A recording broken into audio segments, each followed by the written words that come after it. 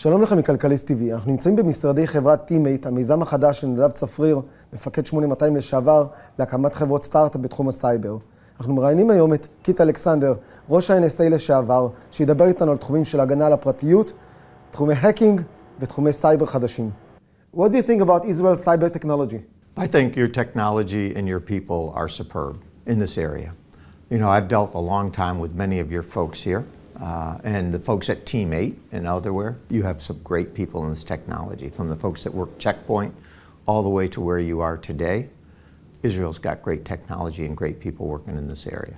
What do you think about our world? Is it under attack today, under cyber attack, both business and political world?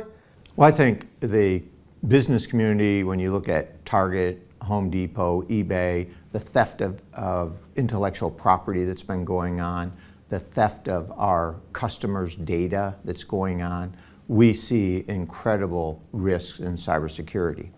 So one of the things and one of the reasons that I talk with some of your folks here is how do we come up with a more comprehensive solution to protecting companies in cyberspace? We believe there's a better way to do it.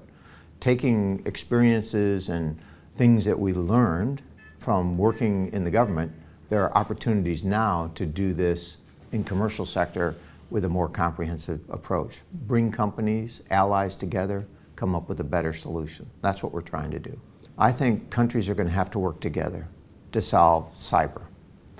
And I think industry is going to have to work together to solve cyber, and industry and government is going to have to work together. So it's not any single point, it's all of that working together as a team. And I think we can do this much better. Where do you believe the line goes between privacy and security of the people? I think there's two sets of issues that you put on the table. I think you can balance privacy and security. In fact, they aren't competing. You can do those at the same time. And I think the way actually that we set up programs is the best way to protect your civil liberties and privacy and protect security of the country.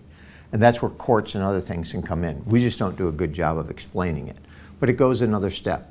As you mentioned in your question, when you look at this in terms of people stealing data and your own customer data, your personally identifiable information, that's a whole nother area. And then what commercial companies do to collect information about us, to help us, that's an issue I think everybody's wrestling with. Where does that go into invasion of our privacy to what's needed? And I think that's going to be a challenge that we're going to have to work our way through. Some of it's really good when you think about it. I like the idea of being able to go into my GPS and know exactly where I am and how to get to the next place. So when I walk around New York City, I don't get lost. At the same time, it means somebody who is looking at that could track me.